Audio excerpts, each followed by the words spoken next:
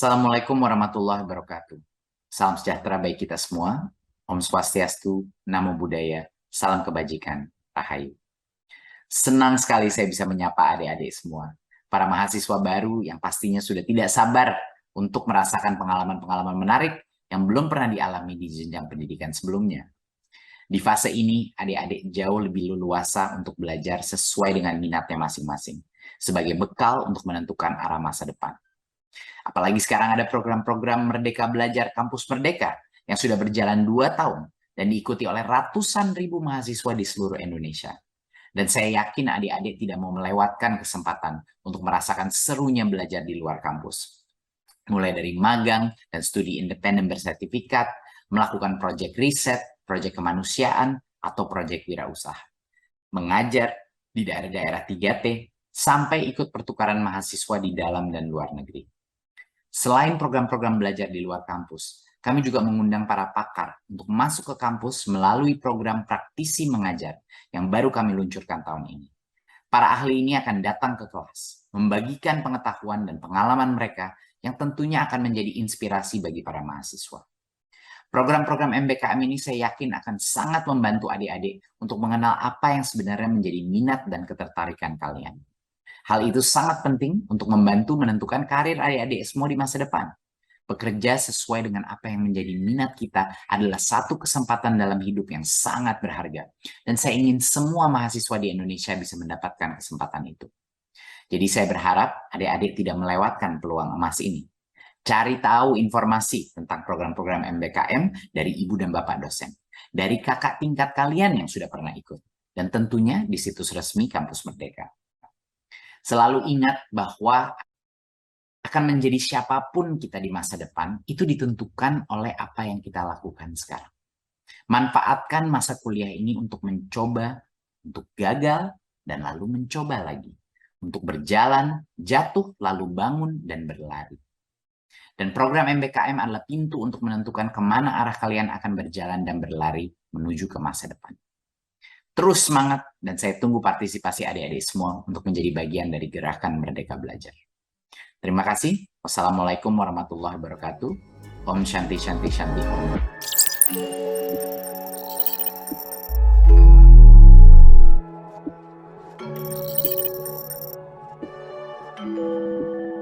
Assalamualaikum warahmatullahi wabarakatuh. Selamat pagi, salam sejahtera untuk kita semua. Om Swastiastu, Namo Buddhaya, salam kebajikan.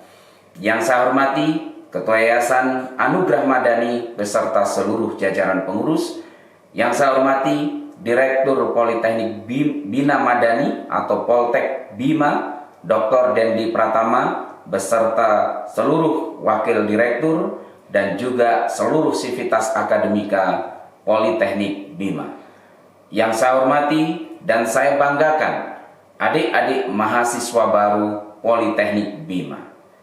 Atas nama Kepala LL Dikti Wilayah 4 Jawa Barat Banten, saya mengucapkan selamat kepada Politeknik Bina Madani yang terus menjadi politeknik yang bekerja keras untuk mewujudkan pendidikan yang berkualitas. Terus dorong dan berikan layanan yang terbaik untuk mahasiswa. Untuk adik-adik mahasiswa baru, saya kira Anda memiliki kesempatan untuk menjadi sumber daya manusia yang unggul, menjadi lulusan yang berkualitas ke depannya dengan memilih berkuliah di Politeknik Bina Madani ini. Politeknik yang saya yakini mengedepankan kualitas dan memberikan layanan terbaik untuk mahasiswanya. Semoga adik-adik semuanya terus menjadi mahasiswa yang mandiri dalam arti selalu bertanggung jawab ketika sudah mengambil fase pendidikan di pendidikan tinggi. Anda terus bertanggung jawab untuk sampai tuntas.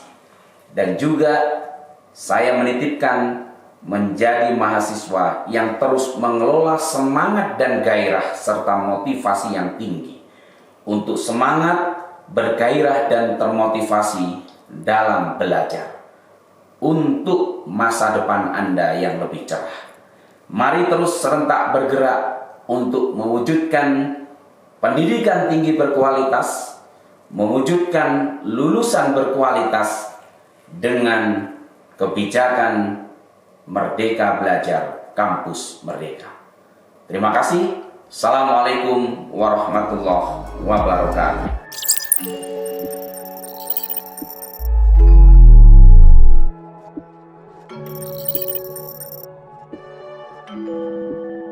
Assalamualaikum warahmatullahi wabarakatuh. Salam sejahtera untuk kita semua. Om Swastiastu, Namo Buddhaya, salam kebajikan.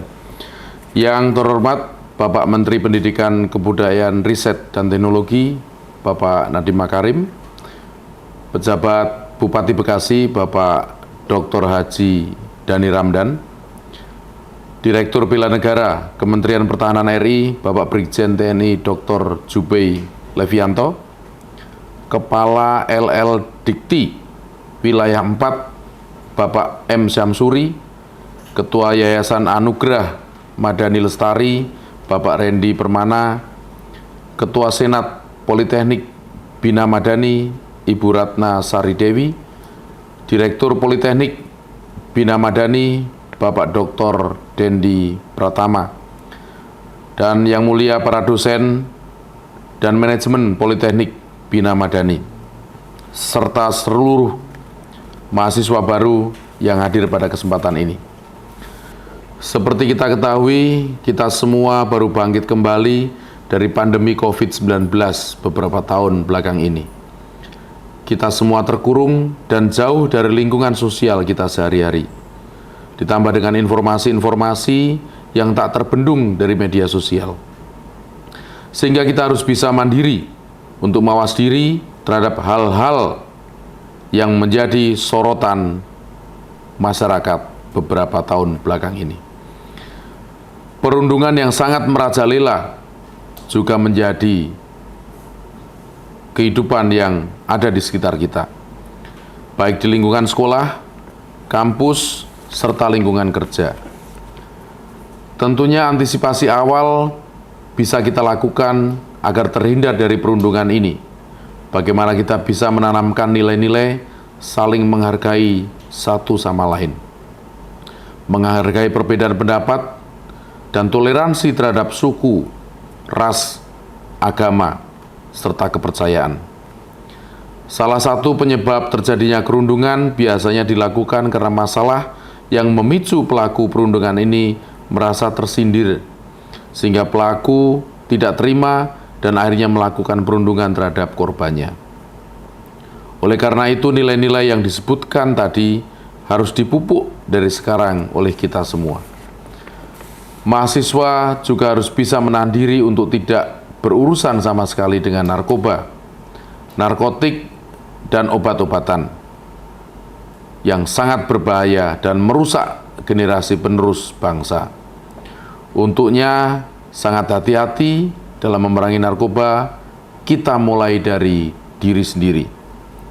Selain itu, sikap anti korupsi juga perlu dimiliki mahasiswa sebagai calon-calon pemimpin di negeri ini.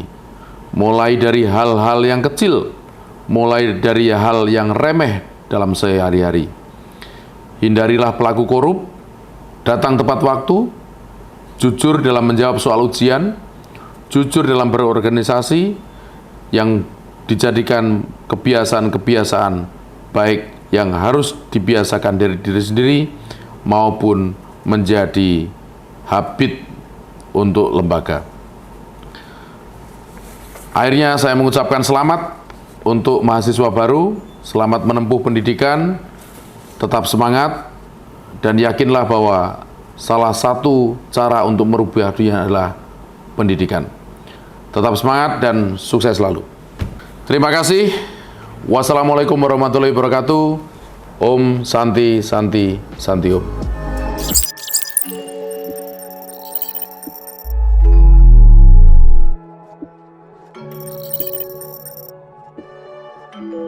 Assalamualaikum warahmatullahi wabarakatuh. Selamat siang, salam sejahtera buat kita semua. Selamat datang di Politeknik Bina Madani. Pasca pandemi, saat ini era kompetisi terbuka sudah di depan mata.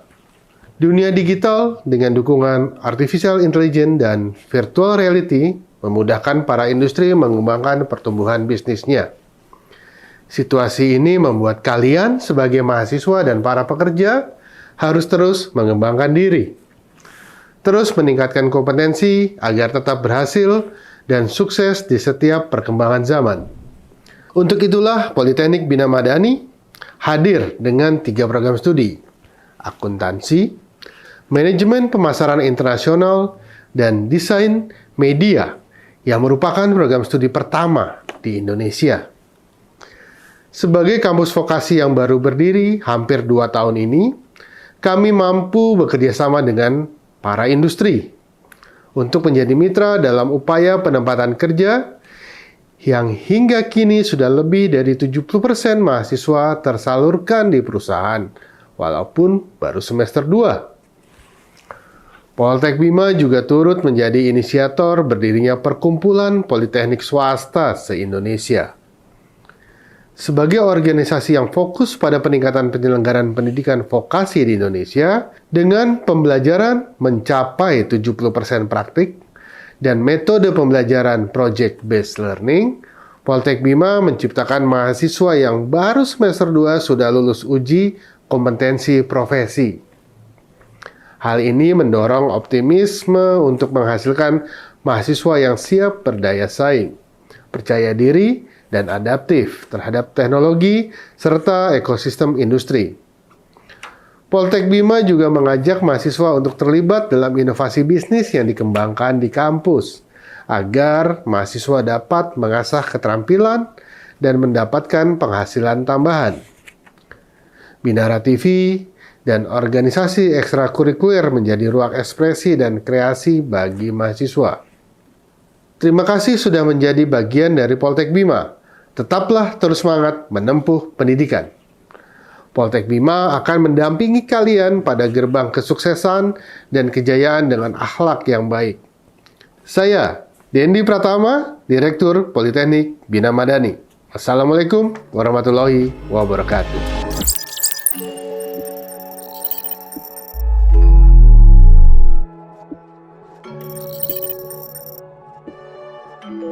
Selamat siang. Salam bela negara.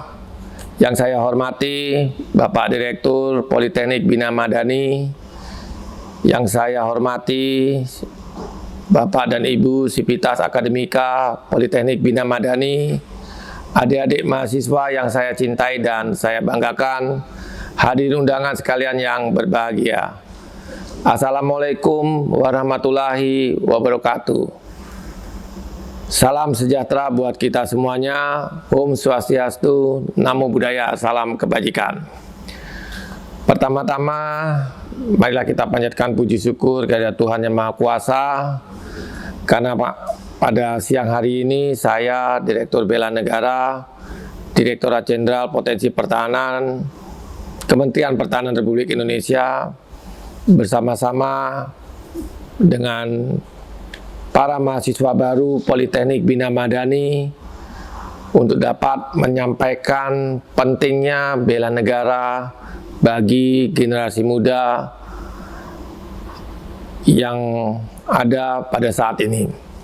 Adik-adik sekalian, mengawali penyampaian saya tentang bela negara agar bagaimana adik-adik dapat memahami bela negara secara mendalam, perlu kita pahami tentang sejarah perjuangan Indonesia. Adik-adik harus tahu, adik-adik harus mengenal sejarah perjuangan Indonesia, karena pentingnya sejarah ini buat kita semuanya. Saya mengawali sejarah ini di tahun 1908, di mana di situ ada satu sejarah tentang pergerakan nasional yang dipimpin oleh Bapak Budi Utomo, yang pada saat itu pemuda-pemudi kita ingin menyamakan hak kepemudaannya dengan para generasi muda, generasi pelajar dari anak-anak Belanda pada saat itu, di mana pemuda-pemudi kita melihat betapa leluasanya, betapa enaknya anak-anak dari orang-orang Belanda ini ya belajar di Indonesia. Tetapi bangsa kita sendiri tidak dapat menikmati itu semuanya, sehingga tergerak daripada pemuda-pemudi kita pada saat itu untuk menyamakan haknya, bersama-sama belajar, menuntut ilmu ya, untuk bisa setara dengan pemuda-pemudi Belanda pada saat itu. Sehingga muncullah satu gerakan nasional, yaitu pergerakan nasional yang dipimpin oleh Bapak Budi Utomo, yang akhirnya nanti tercetusnya gerakan pemuda yang kita kenal dengan Sumpah Pemuda di tahun 1928. Nah, ini salah satu sejarah perjuangan Indonesia di pemuda-pemudi kita. Nah, di tahun 1998 juga adik-adik paham dengan adanya satu kegiatan pemuda ya, untuk menyatukan ataupun menginginkan bagaimana pergerakan politik pada saat itu ya untuk menjadi lebih baik, yang kita kenal dengan istilah reformasi Indonesia. Nah, bagaimana reformasi ini bergulir ya, sehingga pemuda-pemudi kita pada saat itu ya menguasai gedung MPR DPR ya, berkeinginan untuk ya merubah tatanan yang telah ada menjadi tatanan Indonesia baru yang lebih baik, sehingga jatuhnya Orde Baru ya, yang pada saat itu dipimpin oleh Presiden kedua kita, yaitu Bapak Haji Soeharto. Ya, ini satu sejarah juga. Lalu ada juga banyak sejarah yang harus adik-adik bisa ketahui. Contoh lagi seperti sejarah adanya G30 SPKI ya, adanya perang saudara ya antara suku Dayak dengan suku Madura di Kalimantan Tengah ya. Lalu adanya pemberontakan lain ya, seperti kejadian-kejadian yang ada di Papua ya, hingga sampai saat ini juga masih bergejolak. Nah, sekarang ini juga kita sedang mengatasi satu bentuk ancaman ya, yaitu tentang COVID-19. Kita tahu bahwa COVID-19 ini sangat membuat sistem pemerintahan kita, atau jangankan pemerintahan kita ya, di dunia ya menjadi satu kejadian ya yang tidak bisa kita ingkari, tidak bisa kita hindari ya. Ini sangat mempengaruhi perekonomian dunia. Sampai saat ini pun kita terasa ya bagaimana COVID-19 ini mempengaruhi hasrat hidup orang banyak. Kita tahu ya sekarang ini juga adik-adik selalu dipertontonkan di dunia media, baik itu media sosial, media cetak maupun di televisi ya. Kita selalu dipertontonkan dengan hal-hal yang tidak menyenangkan, seperti adanya terorisme, adanya radikalisme ya. Lalu muncul juga ya saat ini ya yang sangat-sangat saya takuti, yaitu adanya bencana atau adanya bahaya narkoba bagi generasi muda. Ini sangat tidak baik, sangat berpengaruh pada generasi muda kita ya. Jangan sekali-sekali adik-adik terpengaruh dari hal ini ya, karena apabila adik-adik kena dengan masalah narkoba ini akan merusak masa depan adik-adik sekalian. Adik-adik, pada siang hari ini ya saya akan bicara masalah bela negara. Definisi dari bela negara itu sangat simpel ya, sangat bisa dipahami oleh kita semuanya. Bela negara itu adalah merupakan tekad, sikap, dan perilaku serta tindakan warga negara baik secara perorangan maupun kolektif dalam menjaga kedaulatan negara, keutuhan wilayah dan keselamatan bangsa dan negara yang dijiwai oleh kecintanya kepada negara kesatuan Republik Indonesia yang berdasarkan kepada Pancasila dan Undang-Undang Dasar 1945 dalam menjamin kelangsungan hidup bangsa dan negara dari segala bentuk ancaman. Definisi ini terlalu panjang mungkin ya adik-adik, tapi pada dasarnya bela negara adalah sesuatu hal yang baik yang harus dilakukan oleh kita semuanya. Ya, bela negara itu kalau saya buat statement, bela negara itu mudah. Ya, bela negara itu bukan banyak gaya tapi banyak karya. Ini penting untuk adik-adik sekalian. Adik-adik saya cerita sedikit ya, mungkin adik-adik sudah tahu atau ada yang belum tahu tentang seperti apa sih bentuk pertahanan negara kita itu. Jadi kita mengenal ada dua ancaman adik-adik. Ancaman yang pertama adalah ancaman militer dan yang kedua adalah ancaman non-militer. Ancaman militer itu contohnya adalah agresi dan non-agresi. Kita lihat, kita tahu sekarang ada satu kegiatan di dunia ini berupa bentuk ancaman militer, yaitu adanya perang Ukraina dan Rusia. Ini salah satu contoh bentuk dari perang ancaman militer. Lalu yang kedua adalah ancaman non-militer. Ancaman non-militer ini meliputi segala aspek kehidupan, mulai dari ideologi, politik, ekonomi, sosial, budaya ya. Lalu ada macam-macam ya. Ada ancaman sekarang yang lebih tren lagi, ada ancaman teknologi, ya ada ancaman ancaman COVID-19 ya. Ini salah satu bentuk-bentuk ancaman yang ada. Nah, di tengah-tengah ataupun sebagai irisan daripada ancaman militer dan ancaman non-militer itu ada satu bentuk ancaman yang disebut dengan ancaman hibrida. Ya, bentuk-bentuk ancaman ini tertuang di dalam Undang-Undang Nomor 3 Tahun 2002 tentang Pertahanan Negara. Adik-adik bisa browsing ya melalui gadget adik-adik, melalui HP adik-adik ya untuk tahu seperti apa sih ancaman militer, seperti apa sih ancaman non-militer. Silakan adik-adik lihat. Nah, ancaman-ancaman tersebut ya sekarang ini kita klasifikasikan lagi, ada ancaman aktual dan ancaman potensial. Yang dimaksud dengan ancaman aktual itu adalah ancaman yang sehari-hari kita lihat, sehari-hari kita rasakan, walaupun adik-adik sekarang ada di posisinya adik-adik tidak merasakan, tapi di tempat lain ada nih ancaman potensial, ancaman aktual ini. Contohnya seperti pelanggaran wilayah perbatasan, itu kan ada wilayah perbatasan darat di Malaysia, Malaysia dengan Indonesia di Kalimantan, itu ada satu bentuk pelanggaran wilayah perbatasan. Adanya separatis bersenjata, contohnya ada di Papua ya.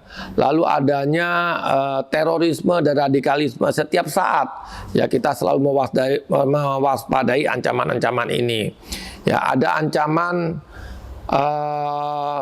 teknologi ya, kita sekarang ini ya, jangan zaman yang selalu serba teknologi.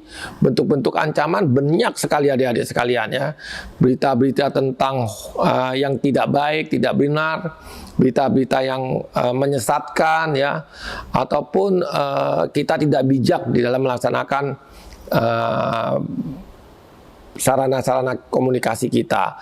Ya, ada wabah penyakit COVID-19 ya, ada peredaran dan penyalahgunaan narkoba. Ini salah satu bentuk-bentuk ancaman. Adanya perampasan kekayaan alam ya, baik itu di darat, di laut ya. Ini semua bentuk ancaman aktual. Nah, ancaman potensial ini adalah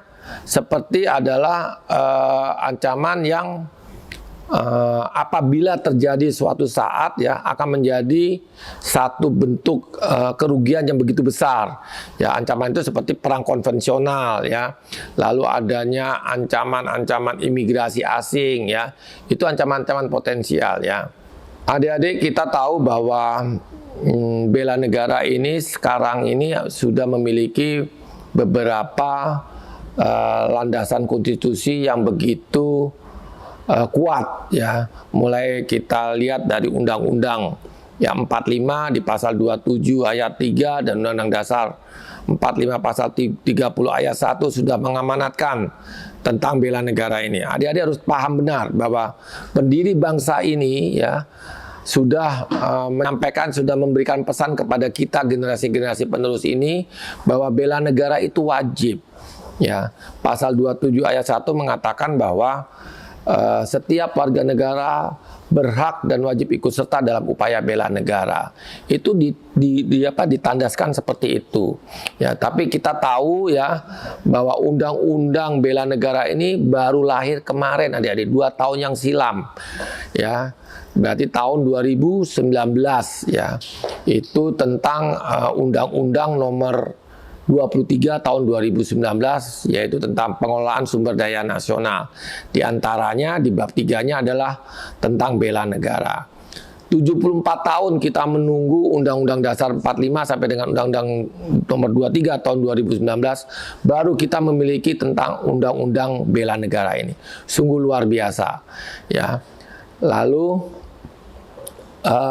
ada lagi tentang turunan daripada Undang-Undang nomor 23, yaitu tentang PP nomor 3 tahun 2019 tentang turlak pengelolaan sumber daya nasional.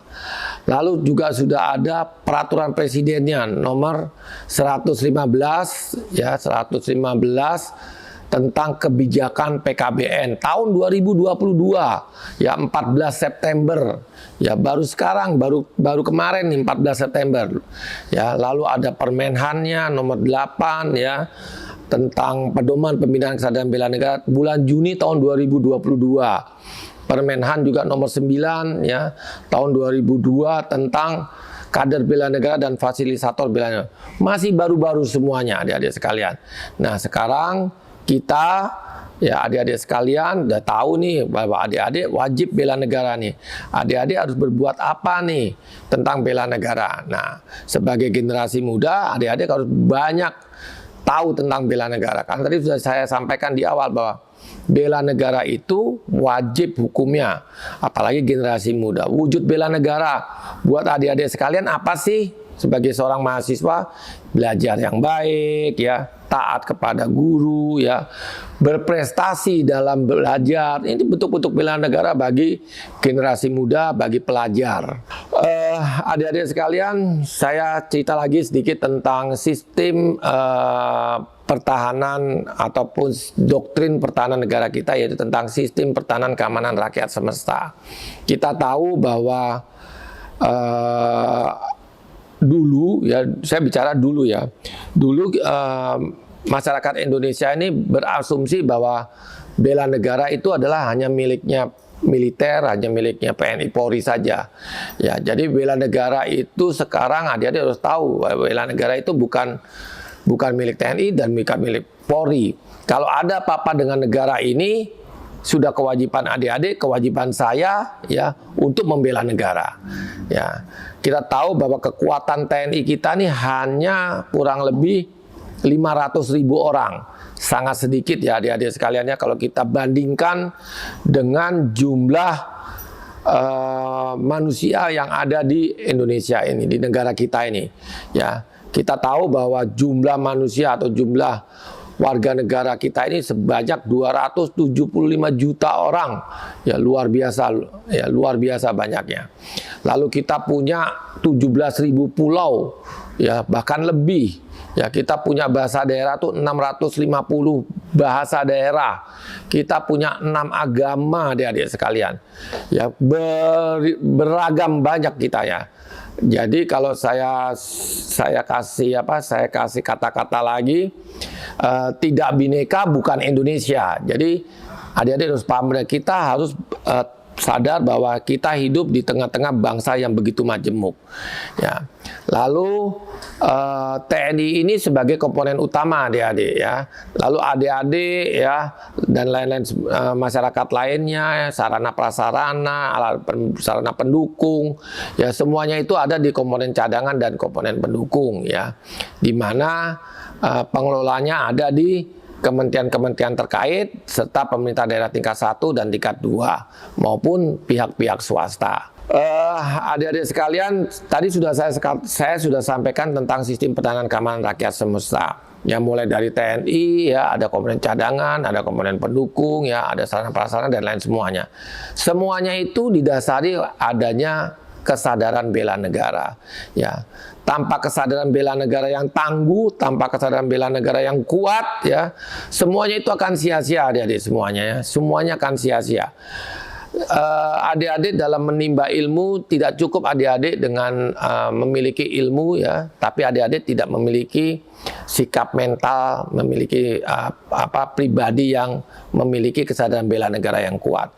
Nanti jadi salah artinya. Adik-adik jangan salah bahwa ilmu yang adik-adik pelajari, ya, pengetahuan yang adik-adik pelajari itu, ya, dibutuhkan untuk negara kita, ya. Jadi jangan sampai adik-adik menimba ilmu, memiliki ilmu yang baik, ya, tapi adik-adik tidak memiliki kesadaran bela negara yang baik, ya, sehingga nanti ilmu yang adik-adik pelajari digunakan untuk hal-hal yang tidak baik. Nah, ini dampaknya seperti itu.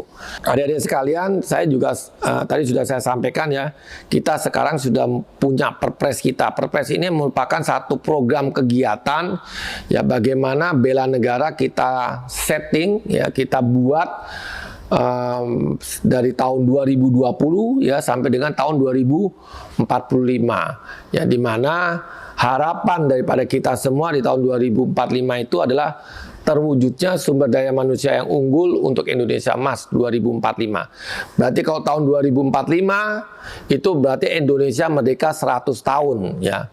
Kita berharap bahwa kita memiliki, setelah kita merdeka 100 tahun, kita memiliki kemampuan atau kita memiliki sumber daya manusia yang berkualitas, yang dapat digunakan, dapat dimanfaatkan untuk kepentingan negara yang kita cintai ini. Adik-adik sekalian, tadi sudah di awal, ya, saya juga sampaikan di dalam Undang-Undang Nomor 23 itu juga diamanatkan tentang keikutsertaan warga negara dalam upaya bela negara. Ada 4 cara, adik-adik. Yang pertama adalah melalui pendidikan kewarganegaraan, di mana pendidikan kewarganegaraan ini dibagi dalam 3 lingkup, ya. Yang pertama adalah lingkup pendidikan, yang kedua adalah lingkup pekerjaan, dan yang ketiga adalah lingkup pemukiman, ya. Adik-adik sekarang ini di lingkup pendidikan, ya. Bagaimana program-program bela negara itu bisa bisa dipahami oleh adik-adik sekalian. Kementerian Pertahanan sudah berkoordinasi dengan Kementerian Pendidikan dan Kebudayaan, Riset dan Teknologi, ya. Bagaimana sih program-program bela negara ini bisa dipahami mulai dari tingkat pendidikan dari dasar, PAUD sampai dengan perguruan tinggi.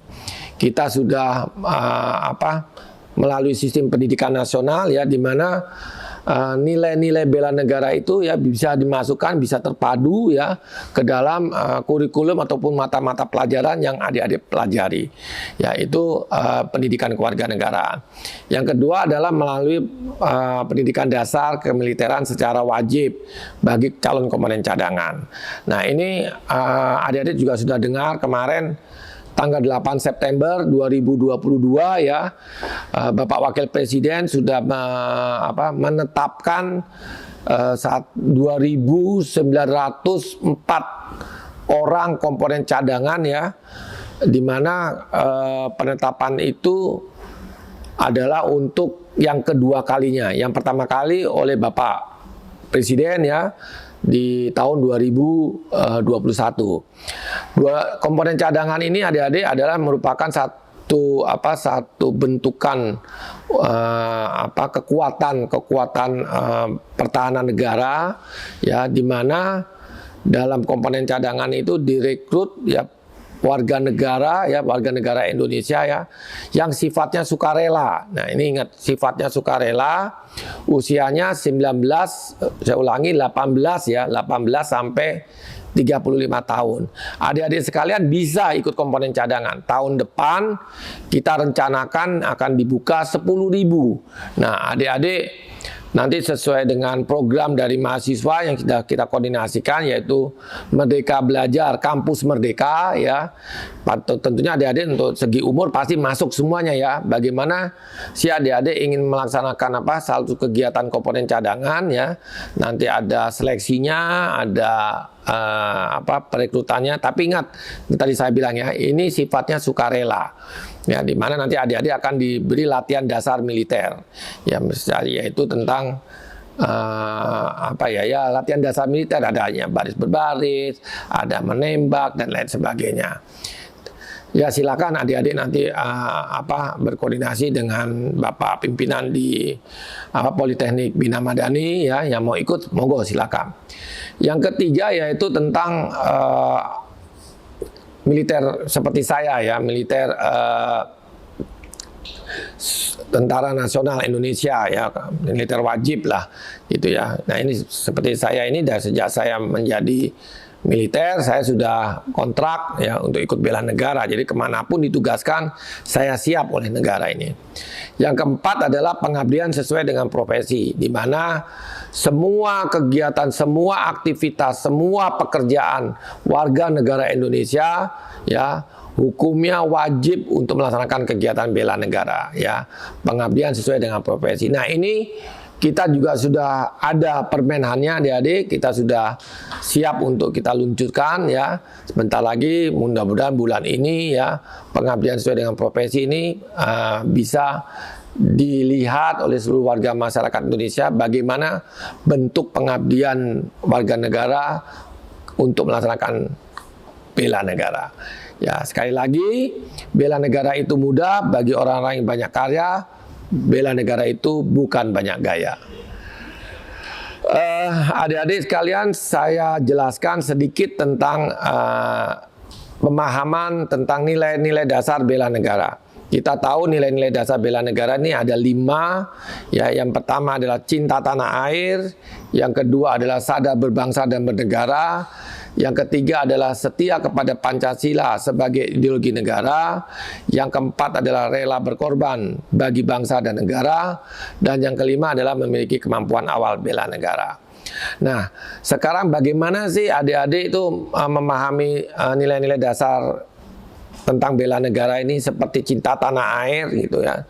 Nah, cinta tanah air itu definisinya cukup panjang ya, yaitu salah satunya adalah komitmen terhadap tanah air Indonesia yang tercermin dalam sikap dan perilaku yang menunjukkan rasa hormat, tanggung jawab, perhatian, dan tekad untuk menjaga keutuhan dan kelestarian wilayah serta lingkungan hidup tanah air Indonesia dari Sabang sampai Merauke, menjaga nama baik dan mengharumkan tanah air Indonesia, serta menjaga kelangsungan hidup dan kemajuan NKRI. Nah, tapi implementasinya adik-adik gampang sekali ya, sangat mudah.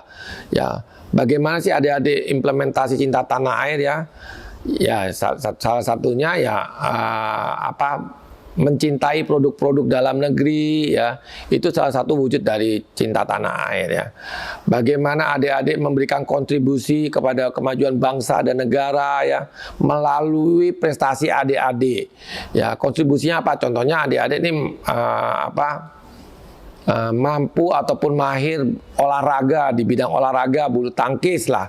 Adik-adik dapat berprestasi, dapat juara di sana ya. Lalu mengumandangkan lagu Indonesia Raya di luar Indonesia. Itu salah satu bentuk-bentuk daripada adik-adik cinta tanah air. Adik-adik harus bangga sebagai bangsa Indonesia. Itu juga salah satu bentuk-bentuk cinta. Banyak sekali adik-adik implementasi dari cinta tanah air. Lalu yang kedua adalah tentang sadar berbangsa dan bernegara ya. Definisi sadar berbangsa dan bernegara adalah sikap dan perilaku sesuai dengan kepribadian atau jati diri bangsa yang menjunjung tinggi harkat dan martabat serta cita-cita dan tujuan hidup bangsa Indonesia yang beraneka ragam, suku, agama, adat, bahasa daerah, seni budaya, dan kebiasaan dan lain-lain. Adik-adik tadi sudah saya sampaikan ya, tidak bineka bukan Indonesia. Sebentar lagi kita di tahun 2024 kita akan melaksanakan pesta demokrasi, yaitu tentang pemilihan presiden. Nah, saya ingatkan dari sekarang adik-adik sekalian bahwa siapapun nanti di tahun 2024 yang terpilih menjadi pimpinan negara kita ini ya, adik-adik harus support, adik-adik harus bantu ya. Jadi jangan setelah terpilih ya, setelah ada keputusan ya, generasi muda tidak puas dan lain sebagainya, menunjukkan aksi-aksi yang tidak baik. Kita lihat sekarang ini ya, sekarang ini kan COVID sudah mulai agak turun ya, sekarang malah banyak demo. Nah, ini demo saya lihat banyak dilakukan oleh generasi muda kita ya. Mari adik-adik silakan berdemo, tapi disalurkan melalui saluran yang baik. Di mahasiswa itu kan ada BEM ya, segala dan sebagainya. Salurkan dengan baik, jangan merusak fasilitas umum ya. Karena adik-adik kan generasi muda, tahun depan 25 tahun ke depan ya.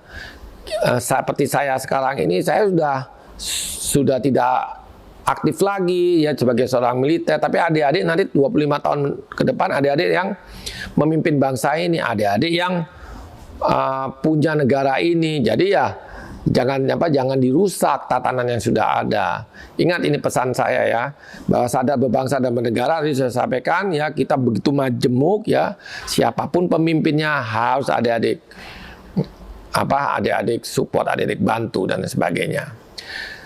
Yang ketiga adalah setia kepada Pancasila sebagai ideologi negara. Nah, Pancasila adalah falsafah serta ideologi negara, bangsa dan negara dalam penyelenggaraan kehidupan berbangsa dan bernegara dalam mencapai tujuan nasional. Pancasila adalah sumber hukum dan dasar negara yang mempersatukan rakyat Indonesia. Ya, tidak Pancasila bukan Indonesia. Sekali lagi adik-adik ya, tidak Pancasila bukan Indonesia. Kalau adik-adik masih ragu dengan Pancasila, masih mempermasalahkan Pancasila, silakan adik-adik keluar dari Indonesia. Ya, gampang kan? Itu aja kalau pesan saya. Jadi Pancasila itu adalah sudah final ya. Dulu di zaman saya ya, kita juga bukan hanya untuk menghafal Pancasila dari sila pertama sampai dengan sila kelima, keadilan sosial bagi seluruh rakyat Indonesia, tapi kita punya satu konsep tentang P4 ya, pedoman penghayatan pengamalan Pancasila. Itu ada 37 butir tuh adik-adik. Kita saya pada saat itu harus benar-benar hafal, harus benar-benar bisa melakukan ya, seperti apa pedoman penghayatan pengamalan Pancasila itu. Nah, saya yakin adik-adik generasi muda ini juga harus mampu menjabarkan tentang nilai-nilai Pancasila itu ya, memahami nilai-nilai ya, mengamalkan, menjadikan Pancasila sebagai pemersatu bangsa, senantiasa mengembangkan nilai-nilai Pancasila ya, setia kepada Pancasila, meyakini sebagai dasar negara kesatuan Republik Indonesia. Jadi sudah final adik-adik. Yang keempat adalah tentang rela berkorban bagi bangsa dan negara. Saya rasa ini sangat mudah dimengerti ya, merupakan sikap dan perilaku warga negara dengan penuh pengabdian untuk melakukan sesuatu dengan ikhlas tanpa pamrih bagi kepentingan bangsa dan negara. Kita tahu adik-adik kita ini punya satu kebiasaan dulu, yaitu tentang gotong royong ya. Gotong royong itu salah satu ciri khas budaya bangsa kita ya. Sekarang sudah mulai luntur nih ciri khas yang baik-baik ini. Nah, mari kita bangkitkan, mari kita wujudkan ciri khas ini ya, sehingga nilai-nilai bela negara ini kembali mengemuka di bumi Indonesia ini ya. Bagaimana kita bersedia mengorbankan waktu, tenaga kita ya, pikiran kita ya, kita menyiapkan atau bangsa ini ya supaya jadi bangsa yang baik ya, memiliki kepedulian terhadap keselamatan bangsa ya, memiliki jiwa patriotisme ya. Kalau ada saudara kita yang sakit, berarti kita ikut sakit. Nah, ini penting adik-adik sekalian, karena kita disampaikan di depan, kita tuh begitu majemuk, begitu luar biasa, negara kita gitu begitu luas ya. Kalau kita tidak mau ada rasa kebersamaan, tentunya akan mudah nanti kita akan terpecah-pecah. Dan yang kelima adalah, ini penting buat adik-adik ini, memiliki kemampuan awal bela negara. Ini merupakan perpaduan dan kemampuan psikis, mental, dan kemampuan fisik, jasmani, serta memiliki semangat tinggi untuk mewujudkan negara yang berdaulat, adil dan makmur. Ya, ingat adik-adik ya, memiliki kemampuan awal bela negara ini saya persepsikan seperti ini. Ya, adik-adik nanti ya sebagai calon pemimpin bangsa di 25 tahun atau 15 sampai 25 tahun ke depan, adik-adik tidak akan menjadi pemimpin bangsa kalau tidak adik-adik siapkan dari sekarang. Ya, jadi mulai dari sekarang ini adik-adik harus siapkan ya, memiliki kemampuan awal bela negara. Karena kalau tidak ada seorang olahragawan yang berprestasi kalau dia tidak berlatih dari awal, adik-adik.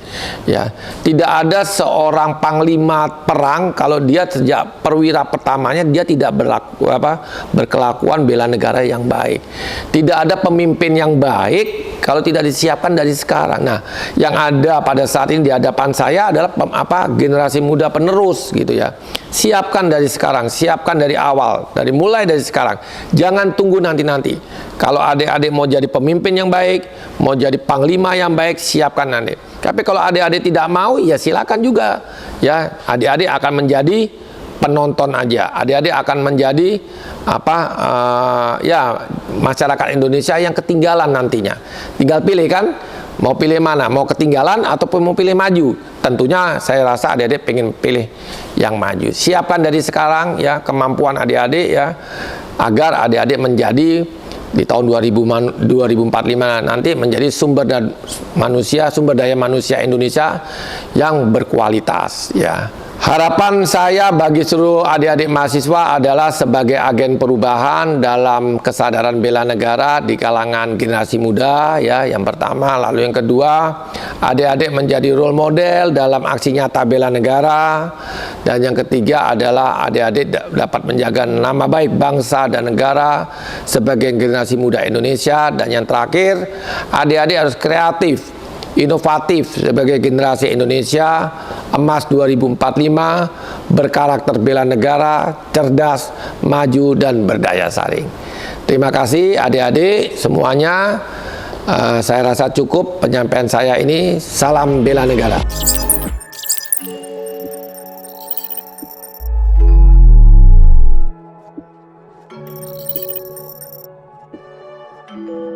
Assalamualaikum warahmatullahi wabarakatuh. Salam sejahtera, Om Swastiastu, Namo Buddhaya, salam kebajikan. Yang saya hormati Direktur Politeknik Bina Madani, Dr. Dendi Pratama.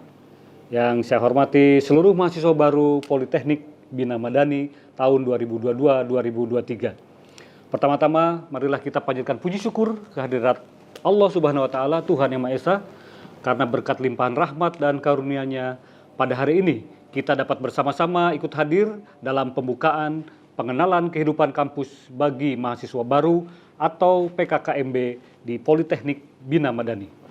Salawat serta salam semoga selalu kita limpahkan kepada junjungan kita Nabi besar Muhammad SAW serta para sahabat dan umatnya hingga akhir zaman. Hadirin yang berbahagia, pertama-tama saya memberikan apresiasi kepada para mahasiswa baru yang telah berkesempatan untuk melanjutkan pendidikan di jenjang yang lebih tinggi. Tentunya tidak semua orang memiliki keberuntungan ataupun kemauan untuk melanjutkan pendidikan ke jenjang yang lebih tinggi ini. Maka saya berharap kalian semua yang memiliki kesempatan untuk melanjutkan pendidikan ini dapat menggunakannya dengan sebaik-baiknya agar bisa mendapatkan ilmu yang bermanfaat.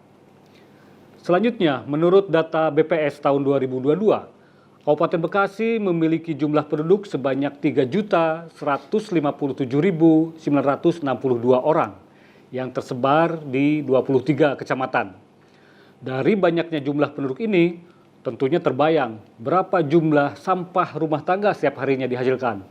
Tidak kurang dari 2.800 ton per hari. Tidak hanya itu, Kabupaten Bekasi juga dikenal sebagai kabupaten dengan kawasan industri terbesar di Asia Tenggara. Tentunya semakin banyak lagi volume sampah yang dihasilkan di Kabupaten Bekasi. Untuk mengatasi persoalan persampahan yang luar biasa ini, tentunya peran pemerintah saja akan kurang maksimal tanpa adanya dukungan dari stakeholder dan bahkan dari masyarakat Kabupaten Bekasi sendiri. Karena pentingnya menjaga kebersihan lingkungan ini merupakan tanggung jawab pribadi masing-masing, bukan hanya tanggung jawab pemerintah saja. Dengan tingginya volume sampah yang dihasilkan perharinya, pemerintah Kabupaten Bekasi telah membuat rencana aksi pengelolaan sampah yang dilakukan. Pertama adalah perluasan lahan TPA atau tempat pembuangan akhir sampah seluas 5 hektar dari 11 hektar yang saat ini sudah existing. Yang kedua, pembangunan TPS 3R atau tempat pembuangan sampah reduce, reuse, recycle sebanyak 187 unit di masing-masing desa. Dan yang ketiga, pembangunan TPST atau tempat pengolahan sampah terpadu sebanyak 23 unit di masing-masing kecamatan.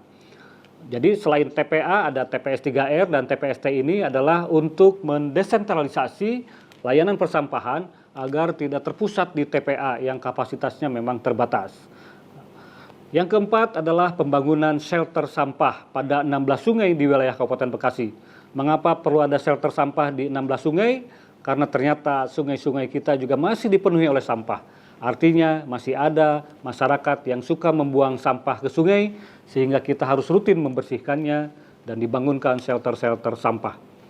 Yang kelima, pembentukan 500 kelembagaan masyarakat untuk pengelolaan persampahan.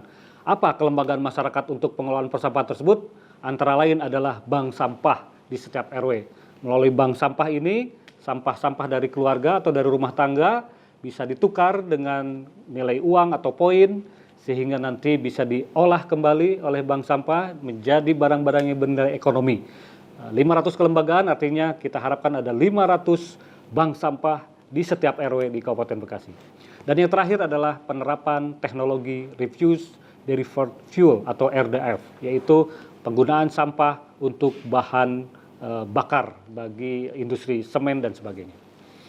Seperti yang saya sampaikan sebelumnya, rencana aksi yang telah dipersiapkan tersebut tidak akan berjalan lancar atau sukses tanpa adanya kerjasama dan dukungan dari masyarakat dan stakeholder lainnya. Karena permasalahan sampah ini, jika tidak kita atasi dengan serius, akan menimbulkan banyak hal yang merugikan bagi lingkungan sekitar dan bagi masyarakat itu sendiri. Hadirin yang saya hormati, Politeknik Bina Madani ini merupakan kampus baru yang hadir di Kabupaten Bekasi. Kehadiran kampus atau perguruan tinggi yang ada di Kabupaten Bekasi ini bisa dikatakan tentunya meningkatkan kualitas hidup masyarakat, khususnya masyarakat di sekitar Politeknik Bina Madani ini. Mengapa saya sampaikan seperti itu?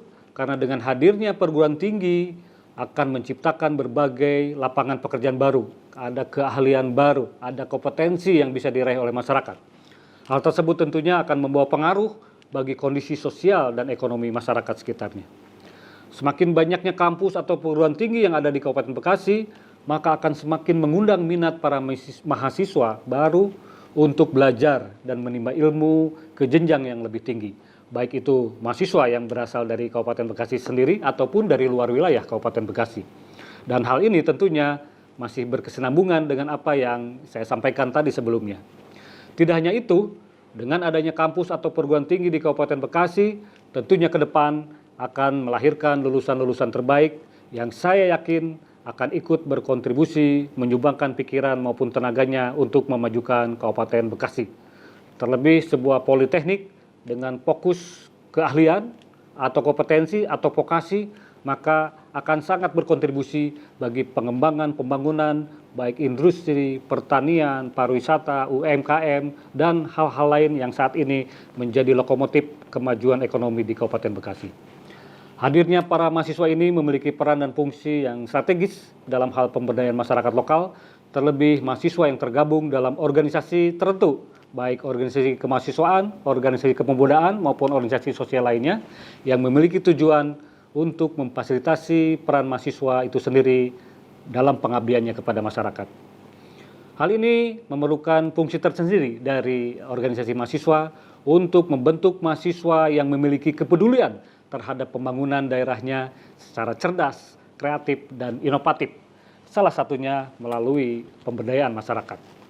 Peran perguruan tinggi dan mahasiswa untuk memajukan daerah, khususnya Kabupaten Bekasi, juga bisa dilakukan dengan program kampus seperti KKN atau kuliah kerja nyata. Karena dalam program KKN ini, mahasiswa secara langsung bisa terjun ke masyarakat, beradaptasi, sehingga kalian akan lebih memahami persoalan-persoalan yang ada di tengah masyarakat. Karena dengan pelaksanaan KKN ini, kami pemerintah daerah juga akan mendapat bantuan pemikiran. Pemikiran untuk merencanakan serta melaksanakan pembangunan ataupun pemberdayaan masyarakat di suatu wilayah tertentu. Kami, pemerintah daerah, juga akan sangat terbantu dengan aspirasi dan inovasi yang dimiliki oleh para mahasiswa yang tentunya diperlukan dalam pemberdayaan daerah, khususnya di Kabupaten Bekasi. Terakhir, saya berharap seluruh mahasiswa dan mahasiswa baru di Politeknik Bina Madani ini dapat membantu menyumbangkan pikiran, tenaga, dan kontribusi lainnya untuk kemajuan daerah. Teruslah mencari ilmu dan meningkatkan kemampuan. Karena mencari ilmu atau belajar itu tidak ada matinya. Bukan hanya kalian para mahasiswa, mahasiswi, atau pelajar saja yang wajib belajar. Tapi saya beserta jajaran saya, atau bahkan dosen, para profesor sekalipun, perlu terus belajar untuk meningkatkan kemampuan, kompetensi, dan pengetahuannya agar terus terupdate terhadap perkembangan yang terjadi saat ini. Semoga ilmu-ilmu yang kalian dapatkan selama di bangku kuliah ini akan dapat diimplementasikan, diamalkan dengan sebaik-baiknya untuk kemajuan bangsa. Ditutup dengan sebuah pantun, pergi ke Cikarang pakai baju baru. Ketemu Pak Camat lagi minum jamu. Selamat datang para mahasiswa baru, teruslah semangat dalam menimba ilmu. Demikian yang dapat saya sampaikan. Terima kasih atas segala perhatiannya. Bila taufiq wal hidayah, wassalamualaikum warahmatullahi wabarakatuh.